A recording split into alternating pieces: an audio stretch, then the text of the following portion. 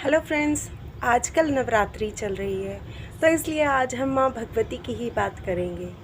नवरात्रों में माँ भगवती आपकी ज़िंदगी के आयामों से किस तरह से रिलेट करती है, आज हम वो जानेंगे। तो पहला नवरात्रा होता है माँ शैलपुत्री का। शैलपुत्री माँ पर्वतराज हिमालवन की पुत्री हैं, इसलिए उनमें स्थिरता है, स्थिरता विश्वास है जो अडिग है भगवान शिव को पाने का। ठीक उसी तरह से आपके अंदर भी अपने लक्ष्य को पाने का पूरी तरह से एक विश्वास होना चाहिए। अगर आप अपने विश्वास को बढ़ाना चाहते हैं और उसको कभी भी हारते हुए नहीं देखना चाहते हैं तो आप माँ शैलपुत्री की पूजा कर सकते हैं। दूसरी है माँ ब्रह्मचारिणी। माँ ब्रह्मचारिणी अपने लक्ष्य की तरफ बढ़ते हुए यम और नियमों दोनों का पालन करते हुए ईश्वर की तरफ जाती हैं। ठीक उसी तरह से जब आप अपने लक्ष्य की तरफ बढ़ रहे हो तो आपको कुछ नियमों का पालन करना चाहिए, जैसे कि सुबह जल्दी उठना, अपने लक्ष्य के लिए निरंतर उस दिशा के अंदर बढ़ना। तो इस तरह से अपने नियमों को पालन करते हुए, रोज़ एक्सरसाइज करते हुए आपको अपने लक्ष्य की तरफ बढ़ना है। तीसरा है माँ चंद्रघंटा। जब इस तरह के से आप अपने लक्ष्य की तरफ बढ़ते जाएंगे तो कुछ ना कुछ तो लोग कहेंगे, और जब कुछ लोग कहेंगे तो आपका मन कभी करेगा कि आपको ऐसा करना चाहिए या नहीं करना चाहिए। तो उस समय में आप माँ चंद्रघंटा की पूजा कर सकते हैं, क्योंकि माँ चंद्रघंटा के सर पे जो घंटा रूपी चंद्र है वो आपके मन को स्थिरता प्रदान करता है। तीसरा है माँ कुष्मांडा। माँ कुष्मांडा एक तरह से बीज का स्वरूप है, यानी कि आपका जो बीज है इच्छा पूर्ति का, उसे आप गहराई में बो दें और वो आपको पेड़ बनकर फल दे। इसलिए आपको अपनी इच्छाओं को गहराई तक समा लेना है। चाहे कोई कितना भी कुछ कहे, आपने अपने इच्छाओं से अडिग नहीं होना है, आपने उससे हिलना नहीं है, चाहे दुनिया कुछ भी कहती रहे। उसके बाद पांचवी माँ है स्कंद माता। स्कंद माता अंडे के स्वरूप से, जिस तरह से कुष्मांडा में अंडा यानी कि एक बीज था, वो बीज आपने ज़मीन में बोया था, और पांचवी माता स्कंद की गोद में स्कंद रूपी आपकी इच्छाओं की पूर्ति होती है। तो इच्छाओं की पूर्ति के लिए आप स्कंद माता की पूजा कर सकते हैं।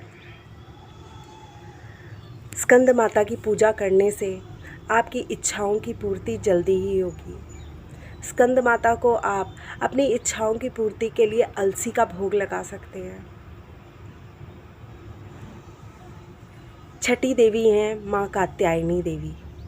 माँ कात्यायनी वो है कि जब सब कुछ करने के बाद दुनिया आपके रास्ते में रोड़े अटकाए, आपको आगे पहुँचने से रोके, तो उन सभी मुश्किलों का आप सामना करते हुए उनका विनाश कर दें।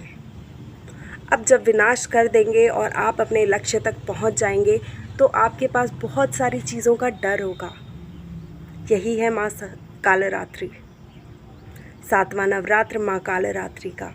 जो भी आपके अंदर डर पनपे हैं किसी भी वजह से, कि अगर हमने किसी की मदद ना की तो वो हमारे साथ क्या होगा, अगर हमने अपने घर पे कुछ करवाया और कोई ना आया तो क्या होगा, इसके लिए आप माँ कालरात्रि की पूजा कीजिए। आपके अंदर के हर तरह का भय जो है वो आपका दूर हो जाएगा।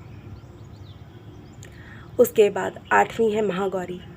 जब आप हर तरह के डर का सामना कर लेंगे, उससे उठ जाएंगे, जब आप अपने लक्ष्यों को पा लेंगे, जब आपकी इच्छाओं की पूर्ति हो जाएगी, तो आपके चेहरे पे माँ महागौरी की तरह एक बाल रूप वाली स्माइल होनी चाहिए, और उस स्माइल को आपको अपने चेहरे पे हमेशा बना के रखना है और माँ को इसका धन्यवाद करना है कि हे माँ, आपने हमें ऐसी शक्ति दी जिससे हम अपनी इच्छाओं तक पूरा कर सके और अपने लक्ष्य को पा सके। और उस समय माता को भोग लगा के हलवा पूरी का आप माँ महागौरी किस तरह मुस्कुराइए, जिस तरह उनका गौरवर्ण उनके चेहरे की शोभा बढ़ाता है, उसी तरह चिंताओं को दूर भगा के आप भी मुस्कुराइए। उसके बाद नौवीं दाती हैं माँ सिद्धिदात्री, जो एक दाता है, जो आपने 8 दिन तक इनकी पूजा की है। 9वीं माँ सिद्धिदात्री आपके उन सभी कामों को पूर्ण करती हैं।